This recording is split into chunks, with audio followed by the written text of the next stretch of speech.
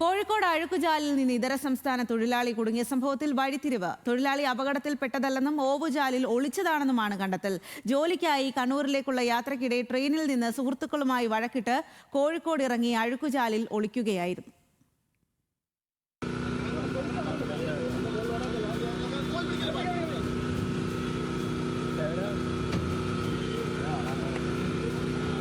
ഇന്നലെയാണ് കോഴിക്കോട്ടെ നഗരമധ്യത്തിലെ ഓടയിൽ ഒരാൾ കുടുങ്ങിക്കിടക്കുന്നതായി നാട്ടുകാരുടെ ശ്രദ്ധയിൽപ്പെട്ടത്.